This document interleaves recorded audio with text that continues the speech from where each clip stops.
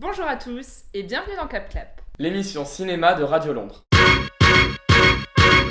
4 ans après son premier long métrage, Comme des frères, un road movie drôle et touchant, largement salué par la critique, Hugo Gélin revient cette fois-ci avec Demain tout commence. Le titre du film est tiré d'une phrase du philosophe Gaston Bachelard que répétait sans cesse la grand-mère du réalisateur, et cette expression devient le fil conducteur du film que finit par adopter le personnage d'Omar Sy, car Demain tout commence est plus qu'une simple comédie, c'est un véritable film d'apprentissage où un éternel grand enfant finit par devenir adulte. Le film se décompose en deux parties bien distinctes. Dans la première, on retrouve Omar Sy qui, dans ce rôle d'éternel adolescent, doit apprendre à composer avec cet enfant qui arrive peu à peu dans sa vie. Le film est drôle, et c'est surtout la présence d'Omar Sy qui permet de donner tout ce côté hilarant au film. La seconde partie de son côté est beaucoup plus intéressante et surtout beaucoup plus tendre. Les mensonges d'Omar Sy sont peu à peu découverts, ce qui était assez prévisible et revêt un caractère assez conventionnel dans le cinéma hexagonal. La relation père-fille est elle-même remise en question à partir de ce moment. Tout au long de ce faux feel-good movie, on s'attache à ces personnages et comme Omar Sy, on apprend à aimer. La jeune Gloria Colston fait, elle, ses débuts au cinéma et se promet un bel avenir. Pétillante, virevoltante et touchante, c'est en fait elle qui mène la danse, épaulée par un Omar Sy percutant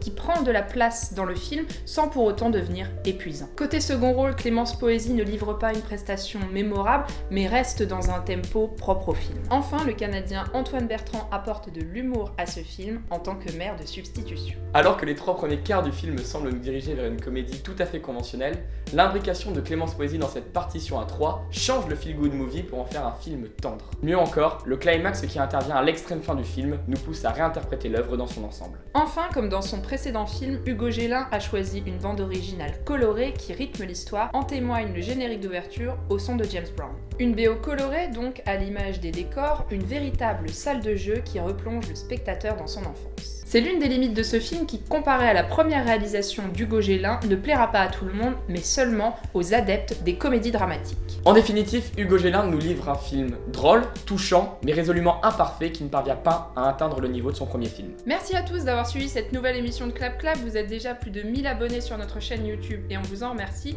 Vous pouvez continuer à vous abonner sur la page, mais également à liker, commenter et partager sur les Facebook et Twitter de Radio Londres.